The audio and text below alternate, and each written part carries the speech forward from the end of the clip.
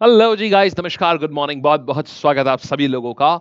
सुबह के 7 बज गए हैं और हम लोग आपके साथ में मुलाकात कर रहे हैं 10 मिनट 10 करंट अफेयर्स में। देश दुनिया में सब कुछ जानेंगे, क्या हुआ, कैसे हुआ और आखिरकार क्यों हुआ जो हुआ, राइट?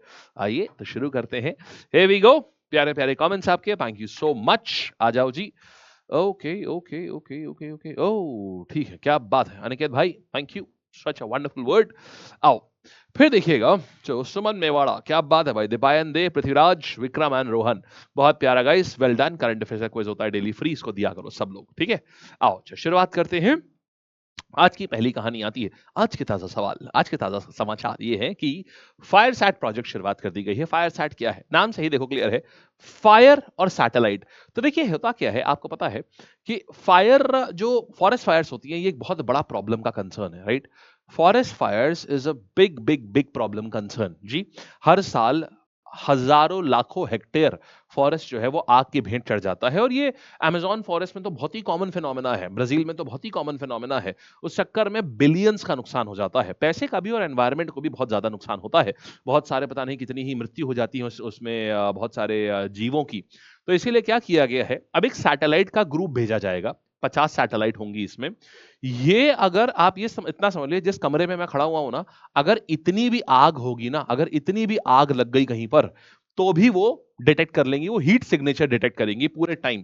जो इंफ्रारेड वेव्स होती हैं, ये आपको पता है गर्मी से इंफ्रारेड वेव्स निकलती हैं।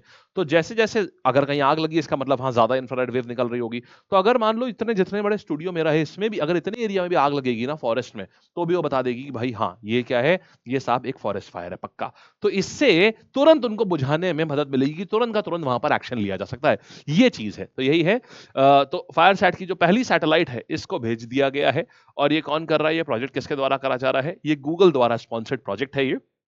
एंड 5 बाय 5 मीटर की भी इसको कर सकता है, मतलब इतने इतना इतना प्रिसाइज है ये। ऐसे 50 सैटेलाइट्स भेजी जाएंगी। पहली सैटेलाइट जो भी भेजी गई है, वो कैलिफोर्निया एरोस्पेस में एक स्टार्टअप है, मूव ऑन स्पेस, उसके द्वारा बनाया गया है। अच्छी मुहिम है, बहुत अच्छी मुहिम है। फिर देखिएगा, हमारे पास आता है रिवाइज नेशनल डेयरी प्रोग्राम 2025 और राष्ट्रीय गोकुल मिशन। देखिए राष्ट्रीय गोकुल मिशन क्या था, इसको लॉन्च किया गया था सन 2014 में। राष्ट्रीय गोकुल मिशन को 2014 में क्यों लॉन्च किया गया था?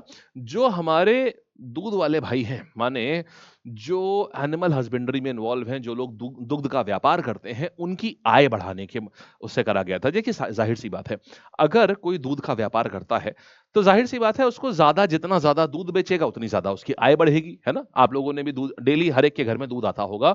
तो जितना, या आप लोगों में से कई लोग ऐसे होंगे जिनके घर में खुद की डेयरी होगी, या गाय भैंस पाली होंगी, और आप लोग खुद दूध का व्यापार करते होंगे। आपके घर से डेली जो है दूध जो है ये बेचा जाता होगा।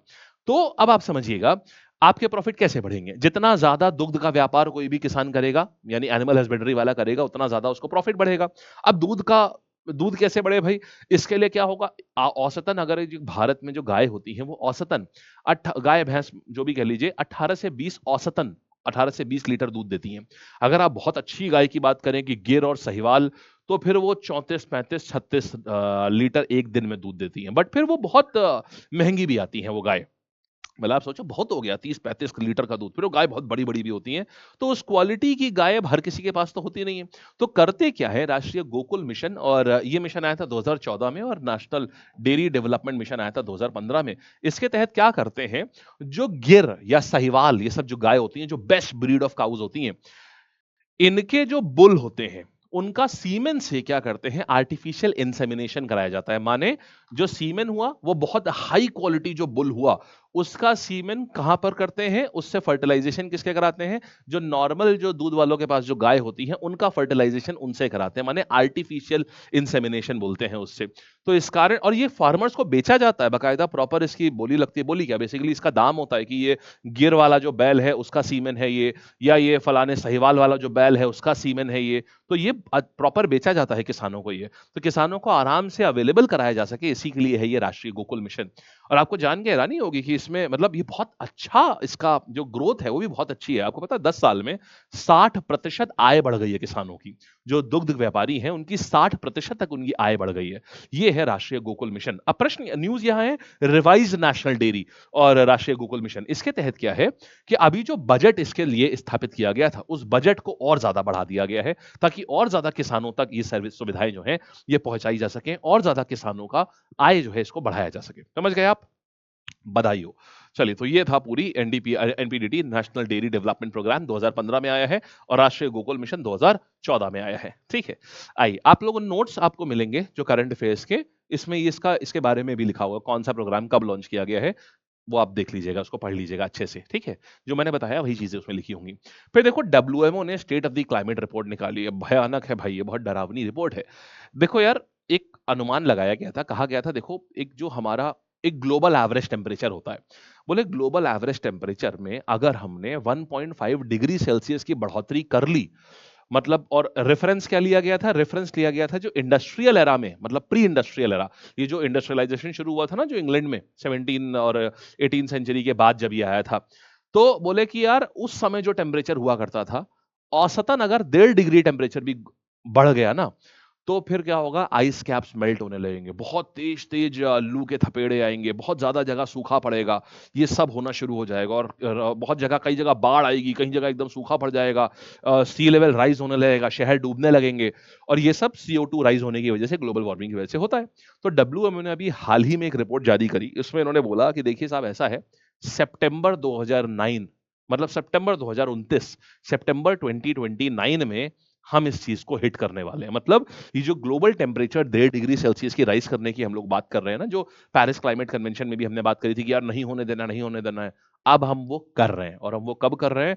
ठीक 4 साल बाद कर रहे हैं। जिसको कोशिश करी जा रही थी कि हम 2070 तक भी ना करें, वो हम 2029 में कर रहे हैं। और इसके लिए बोला गया पिछले 8 साल बहुत भयंकर राइज हुआ है, बहुत भयंकर। पिछले 8 साल में जितना राइज हुआ है ना ग्लोबल टेम्परेचर में, इतना पिछले 8 लाख वर्षों में भी नहीं हुआ है, जितना CO2 निकली है पिछले 8 सालों में। तो वर्ल्ड मेट्रोलॉजिकल ऑर्गेनाइजेशन ने state of the climate report launch करी, जिसमें CO2 लेवल्स 420 पार्ट्स पर मिलियन में पहुंच गए हैं। हाईएस्ट कंसेंट्रेशन है, पिछले 8 लाख सालों में भी कंसेंट्रेशन इतना नहीं पहुंचा जितना अभी पहुंचा है। ऑलराइट, और सितंबर 2029 में ये थ्रेशोल्ड 1.5 डिग्री सेल्सियस का जो थ्रेशोल्ड है, इसको भी क्रॉस कर देगा, ये सितंबर 2029 तक। ठीक है जी, चलिए आइए, बहुत ही दुखदाई न्यूज़ है, अगर ऐसा हुआ ना तो बहुत प्रॉब्लम आएगी, स्पेशली जो कोस्टल एरियाज में जो लोग रहते हैं, या और सबसे ज्यादा प्रॉब्लम होगी ना किसमें पता है? सबसे ज्यादा प्रॉब्लम होगी जो गरीब लोग हैं, उनके लिए। क्या है कि उनके लिए जीवन यापन मुश्किल हो जाएगा, किसानों की फसलें और सूखना शुरू हो जाएंगी, सूखा पड़ जाएगा तो उनकी फसलें बर्बाद हो जाएंगी, फसलों में आग लगना शुरू हो जाएगी। और कहीं कहीं पता चला बाढ़ आ गई तो फसल उसमें खराब हो गई, जमीन खराब हो गई, सैलिनाइजेशन हो गया लैंड के ऊपर, तमाम तरह की समस्या आएंगी। ह्यूमंस ने नेचर की ऐसी की तैसी करी, और फिर नेचर जो है वो ह्यूमंस की ऐसी की तैसी करेगा। आओ, स्टेट स्पेसिफिक न्यूज़ देखते हैं। पोट्टी श्री रामुलु, ये बहुत ही, इनको अमरजीवी कहते हैं दोस्त। क्या कहते हैं? इनको कहा जाता है अमरजीवी। क्यों कहते हैं अमरजीवी भाई? ऐसा क्या करा है इन्होंने? ये बहुत समझ लीजिए, इनके लिए ना लोग लड़ मर सकते हैं। आज ये जीवित नहीं है, और इनका स्टैचू बनाया जा रहा है अब आंध्र प्रदेश में। कहानी क्या है सुनिएगा। तो जब भारत आजाद हुआ, तो भारत जब आजाद हुआ, देखो अंग्रेजों ने करा क्या था, अंग्रेजों ने हमारे पूरे भारत को प्रोविंसेस में बांटा हुआ था कि साहब ये बंगाल प्रोविंस है, ये मद्रास प्रोविंस है। अब आप मद्रास प्रोविंस में समझ लो पूरा तमिलनाडु आता था, पूरा आंध्र प्रदेश आता था, आंध्र प्रदेश तेलंगाना, इतने बड़े बड़े एरियाज आते थे। बॉम्बे प्रोविंस में पूरा महाराष्ट्र, पूरा आपका इधर क्या बोलते हैं गुजरात, ये सब बॉम्बे प्रोविंस में आता था। United province of Awadh and Agra, तो अब इसमें क्या हो जाता था, पूरा यूपी और बिहार का थोड़ा सा एरिया और उत्तराखंड, ये सब आता था। बिहार को तो छोड़, बंगाल को तो छोड़ो, बंगाल में पूरा बंगाल, असम, बिहार, उड़ीसा, ये सब बिहार प्रोविंस में आता, बंगाल प्रोविंस में आता था। तो जाहिर सी बात है एडमिनिस्ट्रेटिव नाइटमेयर था, आप शासन कर ही नहीं सकते वहां पर। अब भारत को नया राज्य बनाना था, तो सबने बोला कि यार कैसे बनाया जाए, कैसे बनाया जाए। बोले सब, फिर जो फ्रीडम फाइटर्स थे, जवाहरलाल नेहरू साहब, महात्मा गांधी, वल्लभ भाई पटेल, इन्होंने बोला कि ठीक है, हम एडमिनिस्ट्रेशन कन्वीनियंस के आधार पर बनाएंगे कि किन जगहों पर शासन करना एक जैसी जगह है, जो एक जैसी जगह होंगी वहां पर उनको एक राज्य बना देंगे, जो दूसरे एकदम सिमिलर चीजें होंगी उनको दूसरा राज्य बना देंगे। फिर ये डिमांड उठी आंध्र प्रदेश से सबसे पहले कि नहीं साहब, एडमिनिस्ट्रेटिव कन्वीनियंस पे राज्य नहीं बनेंगे। राज्य बनने का जो सबसे सही तरीका है वो है कि जो लोग सेम भाषा बोलते हो उनको एक राज्य में करिए आप। बोली सरकार ने, बोली कि सरकार ने कमेटी गठित कर दी, जेवीपी कमेटी, धर कमेटी, फजल अली कमेटी, ये सब। सबने बोला कि नहीं भाई ये तो नहीं है। लेकिन अब फिर हुआ क्या, आंध्र प्रदेश में पट्टी श्री रामुलु जो थे वो फास्ट पे बैठ गए। वो बैठ गए कि अब मैं तो जी नहीं उठता जब तक कि ये हो नहीं जाता। और ये फास्ट पे आमरण अनशन पे बैठ गए और ये 50 दिन तक ये ऐसे ही बिना खाए पिए वहीं बैठ गए आमरण अनशन पे। अब 50वें दिन इनकी मृत्यु हो गई। अब जब इनकी मृत्यु हो गई तो पूरा आंध्र प्रदेश बिल्कुल एकदम, आज जो आंध्र प्रदेश है वहाँ एकदम भयंकर आगजनी हो गई, बिल्कुल एकदम हर तरफ वायलेंस वायलेंस वायलेंस, क्योंकि वो लोगों के लिए कर रहे थे। लोगों को लगा भाई ये तो हमारे मसीहा हैं और ये हमारे लिए कर रहे हैं और सरकार ने इनके ऊपर ध्यान नहीं दिया और वहाँ एकदम वायलेंस शुरू हो गया। दैट वाज द ईयर 1953, 1953 में ये कहानी हुई। अब फिर क्या हुआ, वायलेंस हुई इतनी भयंकर, अब सरकार ये नहीं चाहती थी कोई और वायलेंस हो। अब तो सरकार ने, फिर वल्लभ भाई पटेल ने बोला ठीक है भाई चलिए ठीक है मान लिया आपका कि आप जो है आप, हम पहला राज्य आंध्र प्रदेश को बनाते हैं भाषा के आधार पर। तब इसीलिए कहानी है कि पहला राज्य भाषा के आधार पर कौन सा बना है, आंध्र प्रदेश। वो 1953 में ही हो गया था। अब क्योंकि एक राज्य बना दिया भाषा के आधार पर, तो फिर सरकार ने एक कमीशन की स्थापना करी। आज का होमवर्क यही है, आप मुझे बताएंगे वो कमीशन कौन सा है।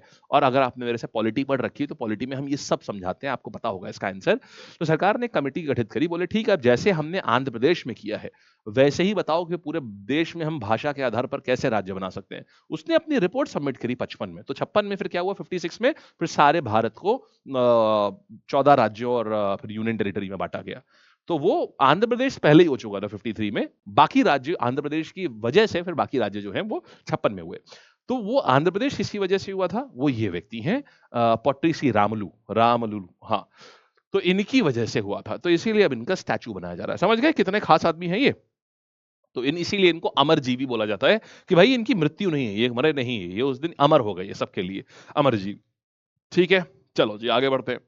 देखो, Shri मालू's sacrifice played an important role in establishing the linguistic state of India। Shri Ramulu के बलिदान ने भारत में भाषाई राज्यों की स्थापना में एक महत्वपूर्ण भूमिका निभाई थी। आओ भाई, ओ भाई साहब, भाई साहब, हाँ ठीक है। तो अभी देखा फोटो, अभी भी पहली बार देखी भाई। हाँ भाई साहब, चलो तो डॉग फेस्ड वाटर स्नेक। अब ये क्या है यार, ये एक कुत्ते के चेहरे वाला पानी का सांप, ये दिखा असम में दिखा। ये तो ये एक थोड़ी सी बहुत ही लिमिटेड दिखने वाली स्पीशीज है। ये देखिए, बस आपको एक बार बस न्यूज देख लेनी और कुछ नहीं है। It is scientifically known as Cerberus rhynchops. याद तो आपको होगा नहीं है, किसी को नहीं होगा, मुझे भी नहीं होगा। सेरेब्रस राइनोचॉप्स, तो ये रिनचॉप्स नलबारी डिस्ट्रिक्ट असम में दिखा है। जस्ट रिमोटली कभी कभी ना बायोडायवर्सिटी के ऊपर सवाल आ जाता है, तो एक नजर मार लो बस, और कुछ नहीं करने का है। आओ फिर देखते हैं वर्ल्ड मेट्रोलॉजिकल डे। ये इंपॉर्टेंट है भाई, मौसम, विश्व मौसम विज्ञान दिवस। तो मौसम विज्ञान आज के डेट में बहुत इंपॉर्टेंट है, किसान के लिए इंपॉर्टेंट है, लोगों के लिए इंपॉर्टेंट है, ट्रैफिक के लिए इंपॉर्टेंट है, हर एक के लिए इंपॉर्टेंट, रोजमर्रा के जीवन में बहुत इंपॉर्टेंट काम करता है। तो आइए चलिए एक दिन तो सेलिब्रेट करना बनता है इनको। तो 23 मार्च को हम मनाते हैं वर्ल्ड मेट्रोलॉजिकल डे। ठीक है जी। आओ, कब स्थापना करी गई थी इसकी, 1961 में इसकी स्थापना करी गई थी। आइएगा, अब शुरुआत करेंगे Christine Courtney. Very very very important name. क्यों? देखिए, कभी भी हमने आपको क्या एक चीज बताई थी कि कभी भी किसी महिला का चयन किसी बड़े पद पे होता है तो ये समाज में एक बहुत अच्छा मैसेज देता है, जेंडर इक्वालिटी का एक बहुत अच्छा मैसेज देता है। ठीक है, तो अब जैसे ये हैं क्रिस्टीन कवर्टनी, इनको आईओसी, इंडियन ओलंपिक कमेटी का अध्यक्ष चुन लिया गया है। अभी तक कौन थे इसके अध्यक्ष? थॉमस बैक, याद आया आपको? अब थॉमस बैक की जगह देखो, अब क्या, एक तो पहली इनके साथ दो खासियत है। पहली अफ्रीकन जो इस पोजीशन पे इलेक्ट करी जा रही है, साथ ही पहली महिला और पहली अफ्रीकन जो कि इस पोजीशन पे इलेक्ट करी जा रही है, इसलिए ये बहुत खास चीज है। और ये साथ में खुद भी 2 बार इनको ओलंपिक मेडल मिल चुका है। तो जिम्बाब्वे की स्पोर्ट्स मिनिस्टर है इस समय, ये जिम्बाब्वे की स्पोर्ट्स मिनिस्टर और 2 time olympic gold medalist swimmer हैं, जिनका नाम है क्रिस्टीन कोवर्टनी। इनको आईओसी का अब चेयरमैन बनाया जा रहा है, इनका नया प्रेसिडेंट बनाया जा रहा है इनको, इंटरनेशनल ओलंपिक कमेटी का। और अभी तक कौन थे? थॉमस बैक, अब वो रिटायर हो रहे हैं।